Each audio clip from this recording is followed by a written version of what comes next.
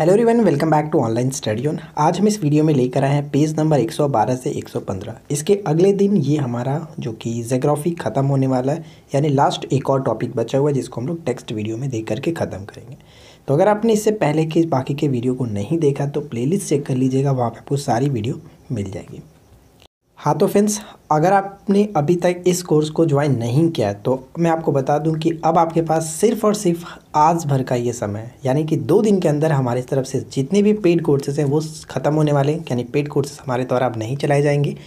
जो भी चीज़ें अगर आप ज्वाइन करना चाहते हैं तो बस आज आप कर सकते हो। और मैंने आपको मॉर्निंग में एक वीडियो बनाया था जिसमें आपको क्लियरली बताया कि जो लोग पेड कोर्सेज में पहले से जुड़े हुए हैं या फिर आज जुड़ते हैं उनको तो 1 ईयर की वैलिडिटी जो भी मिलती है उनको एक्सेस मिलेगा। लेकिन जो अगर कल के बाद आप न्यू कोर्सेज लेना चाहेंगे तो आपको कोई भी कोर्सेज हमारे द्वारा नहीं मिलेगी, यानी कोई कोर्सेज अवेलेबल ही नहीं होगा। आप देख ही नहीं पाओगे कि हमारे तरफ से कोई कोर्सेज चल रहा है, बिल्कुल भी नहीं ज्वाइन कर सकते। तो अगर आप जुड़ना चाहते हैं तो काफ़ी कम कीमत पर डिस्काउंटेड प्राइस पर आपको ये चीज़ें मिल रहा है। तो बस आपके पास आज का ही मौका है। आप ज्वाइन करना चाहें तो जाकर के हमारे एप्लीकेशंस पर इस कोर्स को ज्वाइन कर सकते हैं, जिसमें आपको बहुत सारी चीज़ें मिल रही है। 280 से ज़्यादा टॉपिक वाइज नोट्स दिया गया, साथ ही साथ फुल लेंथ टेस्ट आपको प्रोवाइड करा जा रहा है, प्रैक्टिस सेट प्रोवाइड करा जा रहा है। 7000 से ज़्यादा MCQ दिया गया, साइंस के अलग अलग टॉपिक दिए गए, ट्रिकी क्वेश्चन दिए गए, बहुत सारे GK GS को कवर किया गया। तो आप जाकर के चेकआउट कर सकते हैं। अगर आपको मैथ्स की प्रॉब्लम है तो मैथ्स के लिए अलग से कोर्सेज है, आप वहाँ से जाकर के चेकआउट कर सकते हैं। तो बस इस वीडियो में आपको यही बताना चाह रहा था कि अगर आपने ज्वाइन नहीं किया है तो ज्वाइन कर सकते हैं, लास्ट टाइम आपके पास है। फर्स्ट क्वेश्चन बनता है कि वीर सावरकर अंतर्राष्ट्रीय हवाई अड्डा कहाँ स्थित है। वीर सावरकर अंतर्राष्ट्रीय हवाई अड्डा कहाँ स्थित है?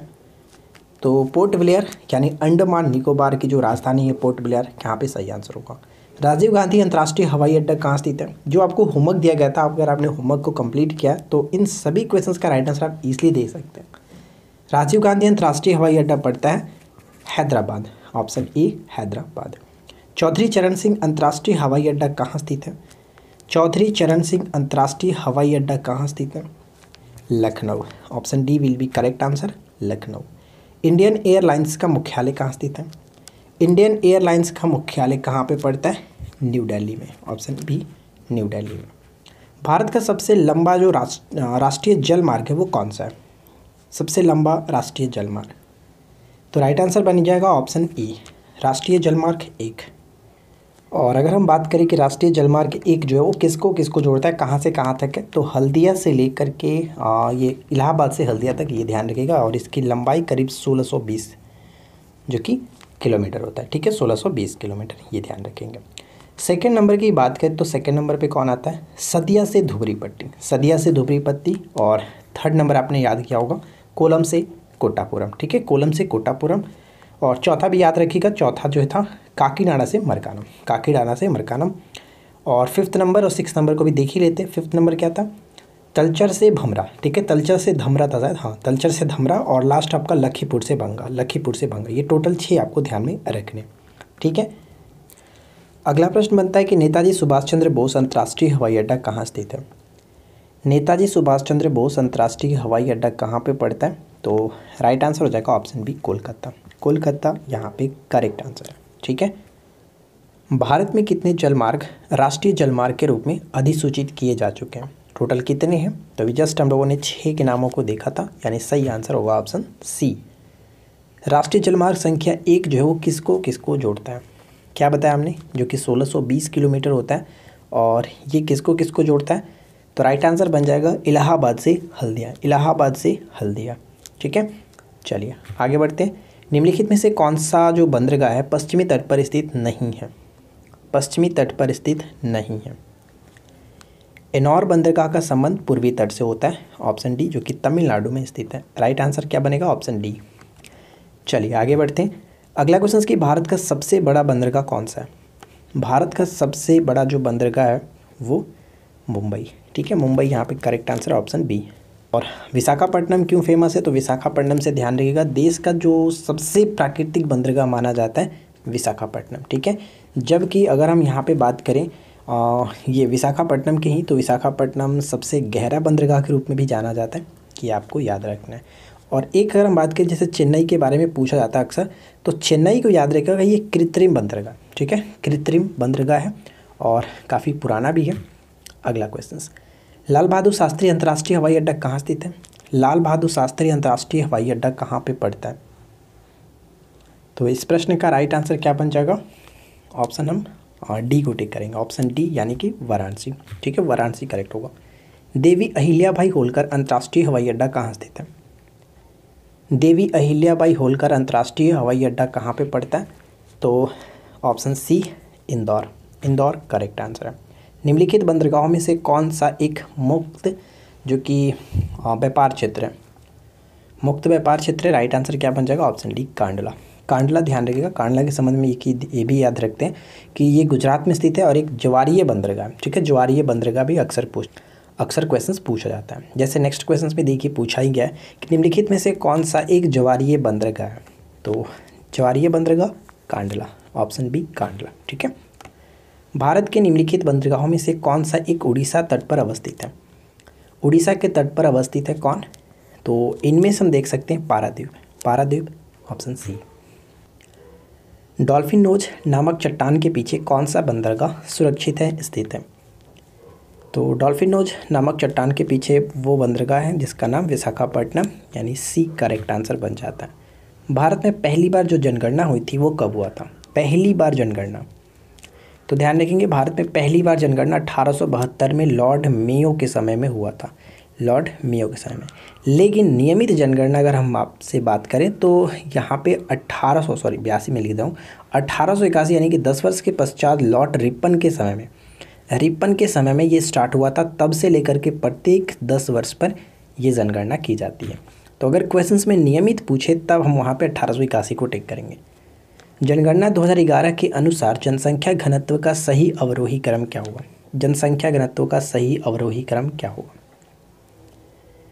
तो ध्यान रखिएगा, सबसे पहले आता है बिहार, उसके बाद हम बंगाल को रखते हैं, थर्ड नंबर पे केरल और उत्तर प्रदेश। ठीक है, चौथे नंबर पे हम उत्तर प्रदेश को रखते हैं और पाँचवें नंबर की अगर हम बात कर ले तो वहाँ पे पाँचवें नंबर को हरियाणा को रख सकते हैं।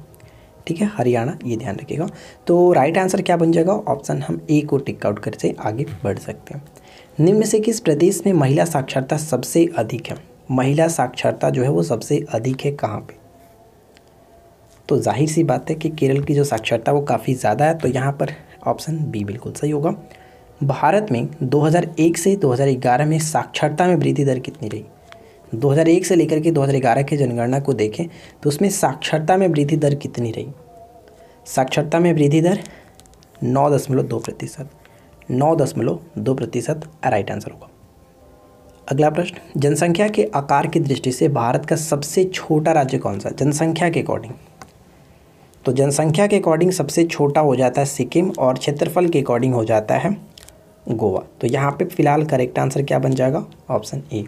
अरुणाचल प्रदेश की बात करें तो सबसे कम घनत्व के हम वहाँ पे बात करते हैं अरुणाचल प्रदेश। ठीक है, 2011 की जनगणना के अनुसार बिहार का जनसंख्या की दृष्टि से भारतीय राज्यों में कौन सा स्थान है? बिहार का कौन सा नंबर आता है? तो बिहार का तीसरा स्थान है, तीसरा स्थान ऑप्शन सी। बिहार से पहले जो दो राज्य हैं उत्तर प्रदेश, महाराष्ट्र, तीसरे नंबर पे बिहार, चौथे नंबर पे पश्चिम बंगाल और बाकी इसके बाद आप ध्यान में रखेंगे आंध्र प्रदेश को रख सकते हैं। अगला प्रश्न कह रहा है कि जनगणना 2011 के अनुसार भारत की जनसंख्या का कितने प्रतिशत शहरों में रहता है? शहरों में, ध्यान रखिएगा शहरों में। मैंने इससे पहले भी आपको बताया कि शहरों में 31.16% और ग्रामीण जनसंख्या 68.84%। जनसंख्या की दृष्टि से भारत के 3 सबसे बड़े राज्यों का सही क्रम क्या होगा? जनसंख्या की दृष्टि से भारत के 3 सबसे बड़े राज्यों का क्रम अगर हम यहाँ पे देखें तो सबसे पहले तो हम जानते हैं राजस्थान होता है, राजस्थान यहाँ पे अकॉर्डिंग टू ऑप्शंस नहीं है। तो उसके बाद अगर हम देखें तो क्या आ सकता है? उसके बाद मध्य प्रदेश आता है, मध्य प्रदेश भी नहीं है। तो मध्य प्रदेश नहीं है तब थर्ड नंबर पर महाराष्ट्र आता है। तो चलिए यहाँ पे महाराष्ट्र को देखते हैं, महाराष्ट्र, उसके बाद पश्चिम बंगाल, उत्तर प्रदेश। यहाँ पे सही आंसर बन जाएगा ऑप्शन बी। ठीक है, ऑप्शन हम बी को टिक करेंगे। चलिए आगे बढ़ते हैं। देखिए नेक्स्ट क्वेश्चन कह रहा है कि जनसंख्या की दृष्टि से भारत का सबसे बड़ा केंद्र शासित प्रदेश कौन सा है? सबसे बड़ा केंद्र शासित प्रदेश कौन सा है जनसंख्या की दृष्टि से? तो यहाँ पे हमारा सही आंसर बन जाएगा ऑप्शन ए दिल्ली। दिल्ली सबसे करेक्ट आंसर बन जाएगा।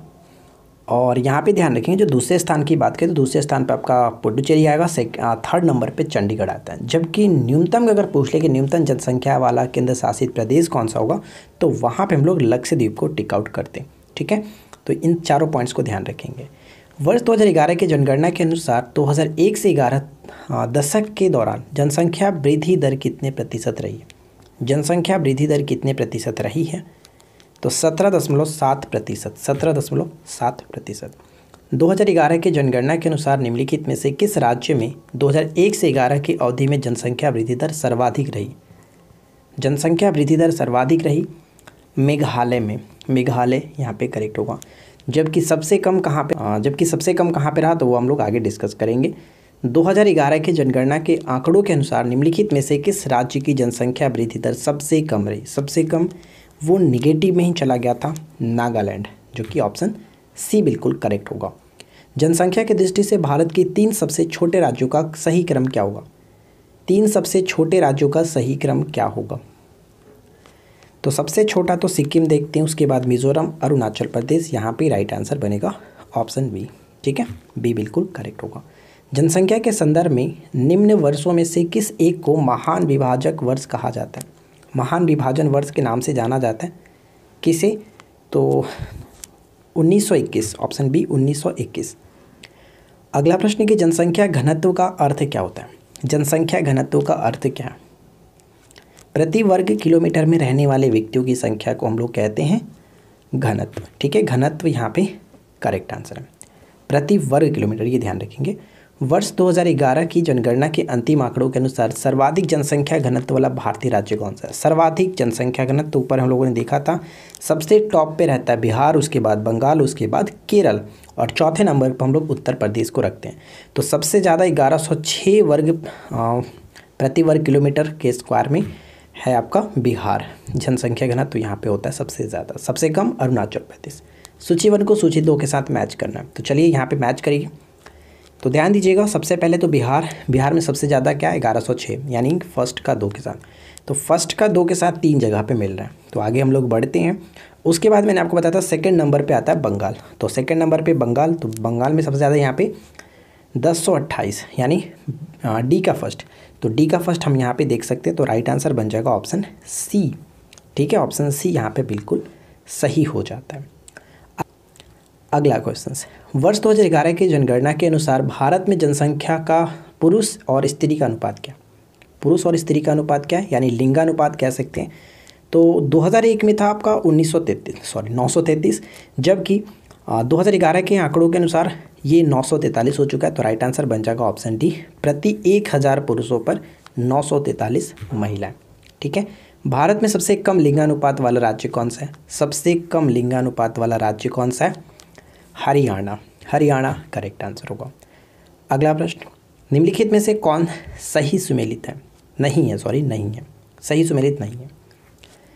केरल में स्त्री पुरुष जो अनुपात है महिलाओं के पक्ष में, ये बिल्कुल सही है। यहाँ पे क्या होता है कि जो महिलाएं हैं वो पुरुषों की तुलना में ज़्यादा है। भारत में लिंगानुपात 943 हो गया, पहले 933 था, 943 हो गया। चंडीगढ़ में लिंगानुपात देश में सबसे कम है, यानी यहाँ पे ध्यान दीजिएगा, हमने ऊपर में देखा था कि हरियाणा में सबसे कम है। ठीक है, हरियाणा में सबसे कम है, ना कि चंडीगढ़। तो ये पॉइंट तो गलत हो जाता है। ठीक है, पांडिचेरी में स्त्री पुरुष अनुपात महिलाओं के पक्ष में, ये भी बिल्कुल सही है।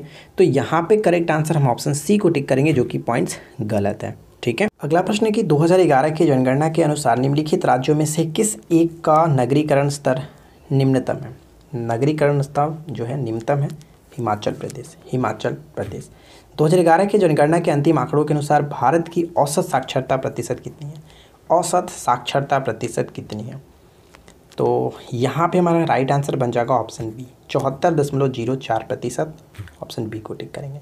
2011 की जनगणना के अनुसार किस केंद्र शासित प्रदेश में साक्षरता प्रतिशत अधिकतम है? केंद्र शासित प्रदेश की बात की जा रही है, साक्षरता प्रतिशत सबसे ज़्यादा कहाँ पे है? तो राइट आंसर क्या बनेगा? Option D, Lakshadweep. ठीक है, लक्षद्वीप यहाँ पे बिल्कुल सही हो जाता है। न्यूनतम जनसंख्या घनत्व वाला राज्य कौन सा है? तो इसका राइट आंसर मैं नहीं बताऊंगा, आप कमेंट करके बताइए, क्योंकि मैं आपको ऑलरेडी ऊपर में बता चुका हूँ। तो 40 का राइट आंसर क्या होना चाहिए, जल्दी से कमेंट करके बताइएगा। अगला क्वेश्चन की क्षेत्रफल की दृष्टि से भारत का दूसरा सबसे बड़ा राज्य कौन सा है? दूसरा सबसे बड़ा राज्य, पहला राजस्थान जानते हैं, राजस्थान के बाद आता है आपका मध्य प्रदेश, तो एमपी यहाँ पे दिख रहा है, यानी राइट आंसर क्या बन जाएगा? Option B. ठीक है, बी को टिक करके आगे बढ़ सकते हैं। तीसरे नंबर पे महाराष्ट्र को रखते हैं। 2011 की जनगणना के अनुसार सबसे अधिक अनुसूचित जाति वाला राज्य कौन सा है? अनुसूचित जाति वाला राज्य, तो सबसे ज़्यादा अनुसूचित जाति यानी कि एससी की बात की जा रही है, शेड्यूल कास्ट की बात की जा रही है, सबसे ज़्यादा उत्तर प्रदेश में है। ठीक है, सबसे ज़्यादा उत्तर प्रदेश में। और मैंने कल आपको बताया था कि अगर प्रतिशत यही पूछता कि एससी में सबसे ज़्यादा प्रतिशत में कौन टॉप पर है, तो वहाँ पे हम लोग पंजाब को टिक करते हैं। ठीक है, पंजाब। और अगर बात करें अगर हम बात करें एसटी में सबसे ज़्यादा जनसंख्या के अकॉर्डिंग एसटी सबसे ज़्यादा कहाँ पे है, तो वहाँ पे हम लोग मध्य प्रदेश को टिक करेंगे। और एसटी प्रतिशत की बात करता है तब वहाँ पे हम लोग किसे टिक करते हैं? एसटी प्रतिशत, तो प्रतिशत में मिजोरम टॉप पर आ जाएगा। ठीक है, तो ये 4 पॉइंट्स इंपॉर्टेंट है, ध्यान में रखना है। भारत की प्रथम जनगणना कब प्रारंभ हुई थी? तो ये क्वेश्चन से रिपीट हो चुका है। 1872 यहाँ पे करेक्ट होगा। नियमित जनगणना 1881। अगला प्रश्न क्या कह रहा है कि 2011 की जनगणना के अनुसार भारत में न्यूनतम जनसंख्या घनत्व वाले राज्यों का सही क्रम क्या है? न्यूनतम जनसंख्या घनत्व वाला क्या बनेगा राइट आंसर? तो यहाँ पे correct answer option C, Arunachal Pradesh, Mizoram, Sikkim और नागालैंड। यहाँ पे करेक्ट आंसर बन जाएगा ऑप्शन सी। सबसे ज़्यादा कम कहाँ पे? अरुणाचल प्रदेश में। ध्यान रखिएगा। भारत में 10 वर्षीय जनगणना विधिवत रूप से किस वर्ष से प्रारंभ की गई? तो क्या हमने देखा था, नियमित रूप से स्टार्ट हुआ था, प्रत्येक 10 वर्ष पर जो जनगणना होगा वो 1881 से, यानी सही आंसर ऑप्शन बी। 2011 की हुई जनगणना के अनुसार भारत में शिशु लिंगानुपात कितना है? नॉर्मल लिंगानुपात तो हमने देखा कि 1000 पुरुषों पर 943 महिलाएं होती हैं, लेकिन शिशु लिंगानुपात की अगर हम बात करें तो वहाँ पे क्या होगा? इस कंडीशन में राइट आंसर बन जाएगा ऑप्शन बी, यानी कि 918। ठीक है, 918 करेक्ट होगा। 2011 में हुई जनगणना के अनुसार भारत में लिंगानुपात कितना है? भारत का लिंगानुपात अगर आपसे पूछे तब कितना है? तो भारत का लिंगानुपात क्या होगा? Right answer option A 943। ठीक है, भारत में हुई जनगणना 2011 के अनुसार किस राज्य की जनसंख्या सबसे कम है? जनसंख्या के अकॉर्डिंग सबसे कम जो राज्य वो कौन सा है? सबसे कम क्षेत्रफल में जनसंख्या के अकॉर्डिंग सबसे छोटा जो राज्य है वो सिक्किम, और जबकि क्षेत्रफल के अकॉर्डिंग गोवा होता है। अगला प्रश्न बनता है कि 2011 में हुई जनगणना के अनुसार राज्यों और केंद्र शासित प्रदेशों में किसकी जनसंख्या सबसे कम है? तो ध्यान रखिएगा, राज्यों और केंद्र शासित प्रदेश दोनों को मिलाकर के भी देखें तो सबसे कम जो होता है वो लक्षद्वीप का होता है। केंद्र शासित प्रदेशों में सबसे ज़्यादा कौन सा? सबसे ज़्यादा हो जाता है दिल्ली। ठीक है, दिल्ली। भारत में न्यूनतम जनसंख्या किस राज्य की है? तो न्यूनतम जनसंख्या सिक्किम की है, तो इसमें तो कोई दिक्कत नहीं है। 2011 में हुई जनगणना के अनुसार सर्वाधिक जनसंख्या वाला केंद्र शासित प्रदेश कौन सा है?